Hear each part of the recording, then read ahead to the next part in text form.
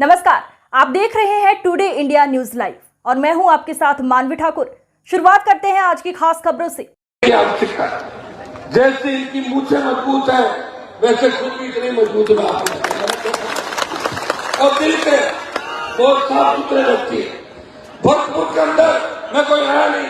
जब मैं विश्वविद्यालय की राजनीति करता था तो इर्द गिर्द मेरे भाई जो खड़े सारे गिरिराज महाराज के ठेकेदार के साथ 25 साल पहले मुझे आगे बढ़ाने का काम कर रहे थे।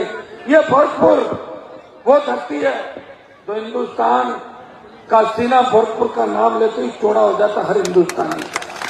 पानीपत फिल्म के अंदर जिस तरह महाराजा सूरजमल जी के चरित्र को गलत दिखाया, मैंने लोकसभा में पोस्टर जलाए और संशोधन कराया, आपने देखा होगा। और जाट आरक्षण आंदोलन जिसमें धौलपुर भोजपुर के जाटों को पीछे छोड़ दिया, हमेशा विधानसभा लोकसभा और सड़कों पे अगर आपके लिए संघर्ष करता है दिखा तो मोहन सिंह ये तो कर ही रहे, लेकिन हनुमान बेनीवाल हमेशा आपकी आवाज बनकर जाट आरक्षण की अगुवाई कर रहा, आपको न्याय देने का प्रयास कर रहा। मेरे शेड्यूल कास्ट के भाइयों को जहां भी मेरी आवश्यकता पड़ी प्रदेश करना, जिस तरह गुंडा राज पिछले 25 साल के अंदर चला, माँ बहन बेटी अबला ने चीख पुकार, चाहे थानागाजी के दलित युवती के वायरल वीडियो रेप की घटनाओं जिसमें हमारे खिलाफ मुकदमा दर्ज हुआ था, जब 2 साल रेलवे स्टेशन पे हम संघर्ष कर रहे थे, राजस्थान की निकम्मी सरकार ने मुकदमा भी दर्ज किया, लाठियां भी चलाई और मुकदमे में चालान भी किया।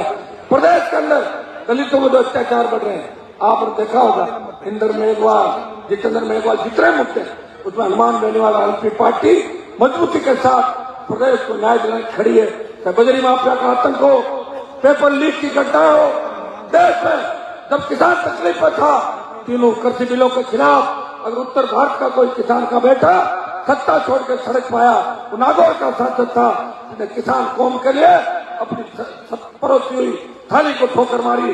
जब सेना को ठेके पे दे दिया तब अग्निपथ का विरोध किसने किया? अग्निवीर योजना का विरोध किया। ऑल पार्टी मीटिंग लोकसभा और जोधपुर में 2 लाख जवानों की रैली करके मोदी को चेतावनी दी, आ रहे हैं दिल्ली की तरफ, तैयार हो जाओ। डरी हुई बीजेपी सरकार ने 25% अग्निवीर भर्ती और 75% वापस भेजने की बात थी, संशोधन किया। अब 50% को भर्ती करेंगे, 50 को वापस भेजेंगे। अगर सेमीफाइनल करना आपने जिता दिया, भाजपा को हरा के, कांग्रेस को हरा के, अगर असली ताकत आपने हमें दी, जिसका रिमोट कंट्रोल आपका हाथ में होगा, अग्निपथ भी वापिस होगा, आपकी यह सीट भी जिसके लिए सबसे ज्यादा लड़ाई लोकसभा के अंदर किसी ने लड़ी, नागौर के सांसद ने 13 जिलों की संजीवनी इस ईआरसीपी को राष्ट्रीय परियोजना घोषित करने की मांग करी, राजस्थान को विशेष राज्य का दर्जा मिले, पेट्रोल डीजल की कीमतें घटे, प्रदेश के अंदर भय मुक्त वातावरण हो, नगर जिस इलाके के अंदर खड़ा हो, यह इलाका भय अपराध के अंदर बहुत ज्यादा पीड़ित शोषित है। यहाँ के लोग डर और खौफ के साए के अंदर जीते हैं। मैं आपको विश्वास दिलाता हूं कि सत्ता की बागडोर अगर हमारे हाथ में आ गई, अपराधी और अपराध का विचार करने वाले इस राजस्थान के अंदर नहीं रहेंगे। इतना विश्वास मैं आपको दिलाता हूं और राजस्थान छोड़ के भाग जाएंगे। भाइयों, आपने मेरा संघर्ष देखा 25 साल का, मंत्री पद छोड़ के संतरी बन के आपकी सेवा करिए। लोग तो मंत्री बनने के लिए पता नहीं क्या क्या कर देते, बड़ा लोग तो मंत्री पद के लिए किसी के कदमों में झुक जाते हैं। हनुमान बेनीवाल का अगर सर झुकता है किसान के सम्मान में, किसी दलित आदिवासी, किसी महिला के सम्मान में, किसी वीरांगना के सम्मान में और किसी शहीद के सम्मान में, नेताओं का अगर सर नहीं झुकता, इसे पार्टी बनाते आपको मजबूती दी, एक झंडा भी दिया और एक डंडा भी दिया ताकि कांग्रेस बीजेपी वालों को दिखा दो बचता नहीं। मैं धन्यवाद दूंगा चंद्रशेखर आजाद को कि हम दोनों ने गठबंधन किया और हम दोनों मजबूती से लड़ रहे हैं। और आजाद जी लगातार मैं 10 साल से देख रहा हूँ, जहां भी आवश्यकता पड़ती है, भोजपुर से बाड़मेर जालोर तक प्रत्येक जगह लड़ाई भी लड़ते हैं हर वर्ग की। जब देश की पहलवान बेटे तकलीफ में थी तो उन पहलवान बेटे को न्याय दिलाने अगर देश का पहला शासक गया वो हनुमान बेनीवाल था। लोकसभा के अंदर अगर उस बाहुबली को ललकारा और चालान कराया, मजबूती से मामला उठाया, हनुमान बेनीवाल था। चंद्रशेखर आजाद भी पहलवान बेटे को न्याय दिलाने गए थे। समय कम है और रात को हेलीकॉप्टर उड़ता है। 200 विधानसभा क्षेत्र है, अगर 3-4 महीने पहले हेलीकॉप्टर का बंदोबस्त हो जाता तो सब जगह आ जाते हैं, बड़ी मुश्किल से जुगाड़। और नेम सिंह जी भी मुझे लग रहा परेशान है, लेकिन आप इस बार परेशान मत हो, ये जनता आपको इस बार जिता के दे देगी। कांग्रेस को उखाड़ के फेंक दो। मैं आपको विश्वास चलाता हूं कि आपके बच्चे सुरक्षित होंगे, हर भाई सुरक्षित होगा, प्रदेश में अमन चैन होगा, किसान खुशहाल होगा, किसान का कर्जा माफ होगा, टोल मुक्त राजस्थान होगा, फ्री बिजली होगी, जवान को रोजगार होगा और सशक्त लोकायुक्त होगा, न बजरी माफिया होगा, न पेपर लीक होगा। यह मैं विश्वास आपको दिलाता हूं। अब मैं मेरी वाणी को समाप्त करता हूं। बोतल का चुनाव चिन्ह है। मैं चंद्रशेखर जी को इस बात का धन्यवाद दूंगा। मोदी चाय चाय चाय चाय करता था, ये उसकी केतली है। जब केतली हमारे पास आ गई तो केतली में चाय भी गिरा तो सर्दी के अंदर और गर्म पानी डाल के अगर कोई बदमाशी करे तो उसमें गर्म पानी डाल के केतली को वोटों से भर दो। बोतल केतली आरएलपी की आंधी चल रही है मारवाड़ में और पूर्वी राजस्थान में आजाद समाज पार्टी का तूफान चल रहा है। ये जयपुर आता है, सुनामी बना दो।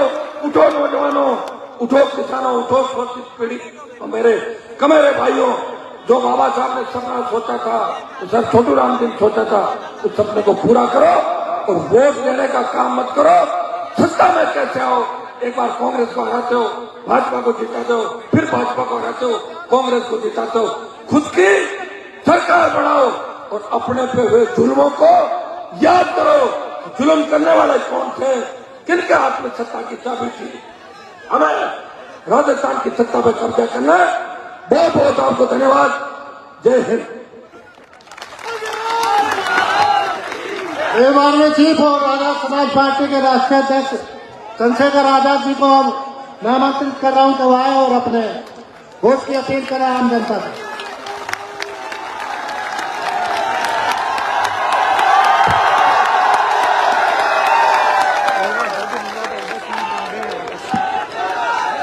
जय भीम, नमस्कार, सलाम, आदाब, सत श्री अकाल। जो बोले सो निहाल। नगर के सभी सम्मानित क्षेत्रवासियों, आज के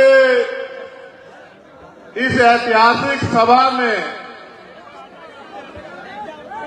पहुंचने पे, प्यार देने पे मैं आप सभी का बहुत बहुत धन्यवाद करता हूं। सम्मानित साथियों, अपनी बात को शुरू करने से पहले समय समय पे भारत की धरती पे जन्मे सभी संतों, गुरुओं, महापुरुषों को नमन करता हूं। नमन इसलिए करता हूं क्योंकि उनका सपना अभी अधूरा है। जिस सपने की कल्पना मानवता के राज, मानववाद की कल्पना उन्होंने की थी, प्रेम, भाईचारा, समानता, समता, बंधुत्वता, वो भी आया नहीं है, तो उनके विचारों को नमन करना जरूरी है। जिनके अथक प्रयास से गैर बराबरी की जड़ों पे बड़ी चोट हुई, राष्ट्रपिता ज्योतिबा फूले, छत्रपति साहू जी महाराज, डॉक्टर बाबा साहब अम्बेडकर और मान्यवर काशीराम साहब को भी नमन करता हूं। इस मंच पर उपस्थित हमारी पार्टी के सभी सम्मानित नेतागण, आरएलपी के सभी सम्मानित नेतागण, यहां किसान, कमजोर, हमेरे नौजवानों की आवाज बने हुए जनता की सेवा कर रहे भाई हनुमान जी मेरे बाएं हाथ तरफ खड़े नदवई से हमारे प्रत्याशी भाई विजय चौधरी जी और मेरी दाईं तरफ खड़े नगर की सभी सरदारी की सेवा करने वाले भाई नेम सिंह फौजदार, इस बार मैं यहां भाई नेम सिंह के लिए प्यार और आशीर्वाद मांगने के लिए आया। मेरे नौजवान साथियों, सम्मानित बुजुर्गों, प्यारे भाइयों और मेरी माताओं बहनों, आपने हमेशा अपना आशीर्वाद देके सड़क की लड़ाई लड़ने का मुझे मौका दिया। और आप जानते हैं, क्योंकि मैंने कोई चोरी नहीं की है, डाका नहीं डाला, भ्रष्टाचार नहीं किया, झूठ नहीं बोला, तो सीबीआई ईडी इनकम टैक्स मेरा कुछ नहीं बिगाड़ सकती। झूठे मुकदमे जेल मेरा कुछ नहीं बिगाड़ सकते।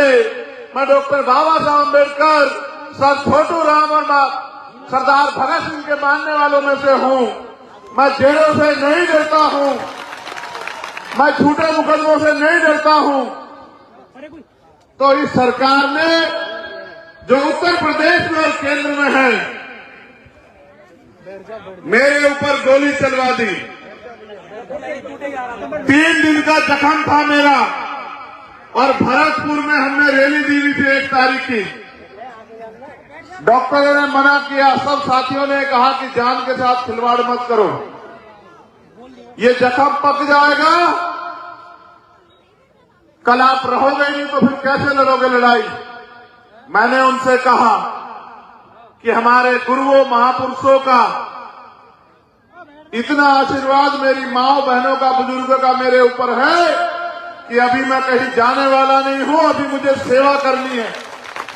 7 घंटे खून बहता रहा एम्बुलेंस में और मैं भरतपुर आया। जब मैं अपनी बात रख रहा था तो भी खून बह रहा था, मेरे साथी मुझे मना कर रहे थे, लेकिन मैंने उनसे कहा कि ये खून के एक कतरा उनके लिए है जिन्होंने मुझे आशीर्वाद देके, सहयोग देके यहां तक खड़ा किया। मैं भीम आर्मी आजाद समाज पार्टी के एक नौजवान भाई साथी का, जिन्होंने यहां इस क्षेत्र की सेवा की, अपने सम्मान की परवाह नहीं की, आंधी तूफान नहीं देखा, दिन रात नहीं देखा, कमजोरों, किसानों, नौजवानों की आवाज बने, बहन बेटों के सम्मान की रक्षा की। मैं उन सभी बहादुर भाइयों का भी धन्यवाद करता हूं। अपनी बात को रख के जब मैं गया तो डॉक्टर ने मुझे घर पहुंचते ये कहा